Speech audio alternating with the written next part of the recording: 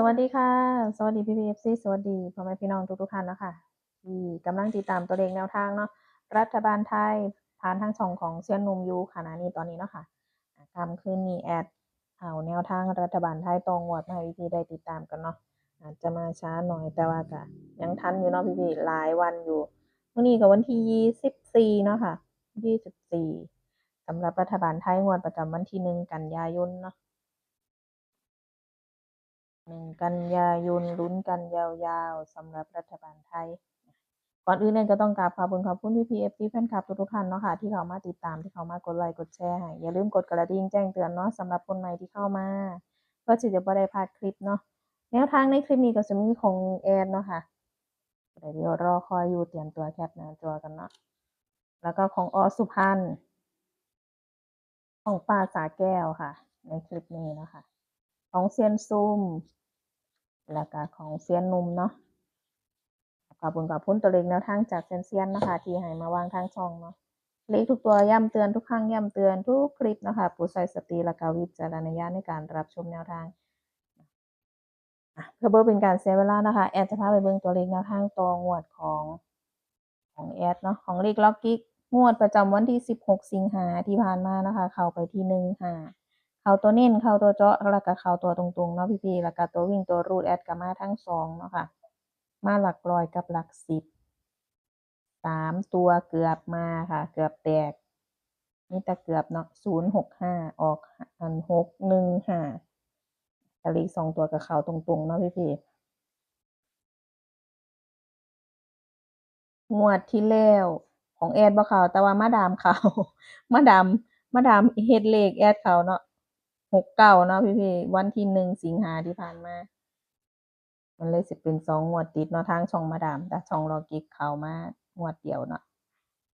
15มื้อนี้ไปต่อค่ะผู้ใดที่รอคอยอยู่เตรียมตัวแคปหน้าจอนะคะไปต่อกันวันที่1 กันยายนแนวทางต่องวดนะคะสำหรับรัฐบาลไทยของแอดสายวิ่งสายรูดตัววิ่งตัวรูดแอดให้ที่4กับ6ค่ะ2 ตัวแอดให้ที่41 61 45 65 48 68 2 ตัวเน้นที่41 61 48กับ68ค่ะ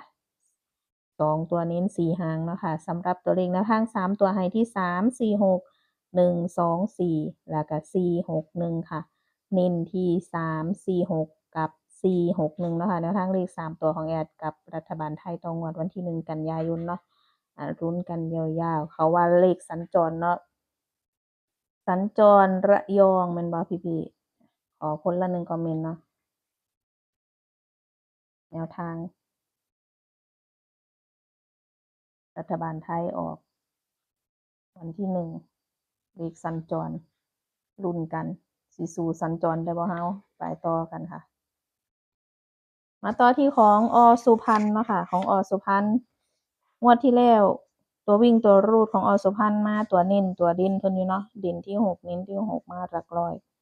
เลขดับเอาบ่อยู่เนาะค่ะดับล่างหาดับบน1มาทั้ง1แล้วก็หาเนาะแล้วก็มาทั้งบนมาทั้งล่างสำหรับเลขดับของอสุพรรณเนาะไปไม่ตามไม่ค่ะไปตัวแนวทางตัวงวด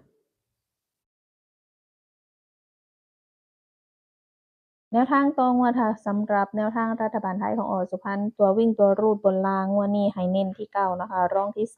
3 ตัวให้ที่2 3 4 2 4 9 3 5 9เน้นที่2 4 9ค่ะแนวทางเลข3 ตัวของอสุพรรณนะคะเลข2 ตัวให้ที่24 34 23 9 29 49 49แล้วก็56ค่ะ เน้นๆที่49นะคะแนวทางเลข2 ตัวของอสุพรรณเลขดับงวดนี้ดับบนที่7ค่ะดับล่างที่8ค่ะของอสุพรรณมาต่อกันที่ของป้าสาแก้วนะคะป้าสาแก้วงวดวันที่16สิงหาของป้ารุดเนาะค่ะไปบ่ฮอดเนาะให้52ให้52ออก53กับ15แนวทางของป้าตัววิ่งตัวรูดบ่มาเนาะตัววิ่งตัวรูดไม่มา ไปต่อนะคะสำหรับแนวทางต่องวดวันที่1 กันยายนของป้าสาแก้วสายวิ่งสายรูดบนล่างให้ที่5กับ0ค่ะ2ตัวให้ที่03 04 50 57 78 70ค่ะแล้วก็แนวทาง3ตัวให้ที่578 070 503นะคะแนวทางเลข3ตัวเน้นทั้ง3หางเนาะสำหรับของเลขไทยของป้าสาแก้ว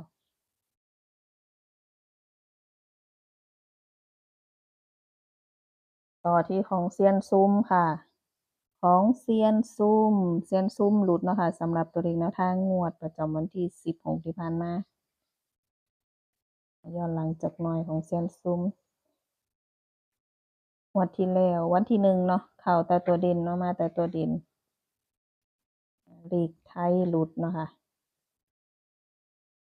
เลขไทยหลุดแนวทางไปต่อค่ะต่องวดของ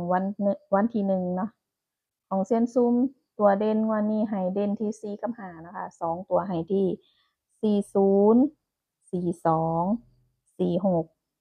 50 52 56 2ตัวเน้น4หางที่42 46 52แล้วก็56ค่ะแนวทาง2ตัวเน้น4หางเนาะ3ตัวให้ที่742 352 645ค่ะของเซียนซุมรัฐบาลไทยต่องวดวันที่1ค่ะมาต่อที่ของเซียนนุ่มหลุดเนาะค่ะเซียนนุ่มหลุดเลขเด่นเม็ดเดียวหลุดมา2งวดหลังจากที่ผ่านมาเข้าต่อเนื่องต่องวดแล้วก็แนวทางเลข2ตัวก็เข้า2งวดติดเนาะเลขเด่นก็เดินดีมาตลอดหลุดไป2งวดค่ะงวดนี้ช่วงนี้วันที่16หลุดไปเนาะให้3 4ออก53ประเด็นที่4บ่มาเนาะพี่ๆแนวทางไปต่อค่ะของเซียนนุ่มสำหรับผู้ใดที่รอคอยอยู่ตัวเดียวเม็ดเดียวหางเดียวผู้ใดมักผู้ใดชอบแคปหน้าจอแล้วไปต่อกับเซียนนุ่มนะคะสำหรับรัฐบาลไทยงวดนี้เด่นที่0ค่ะ2ตัวเซียนนุ่มให้ที่02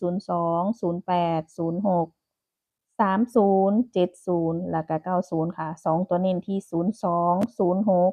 70แล้วก็90ค่ะ3ตัวให้ที่035 058แล้วก็506ค่ะเน้นที่058เนาะค่ะกับ506เนาะแนวทางเลข3ตัวของเซียนนมกับรัฐบาลไทยตรงงวดลุ้นกันยาวๆวันที่1เนาะสำหรับคลิปนี้แอดก็กราบขอบพระคุณหลายๆสำหรับแนวทางเด็ดๆดีๆจากเซียนๆทุกๆสำนักค่ะแล้วก็พี่ FC แฟนคลับบ่ว่าจะเป็นคนเก่าแล้วก็คนใหม่ที่ติดตามอยู่ขณะนี้ตอนนี้เนาะแล้วเจอกันใหม่ในคลิปหน้าค่ะคลิปนี้ก็สวัสดีค่ะ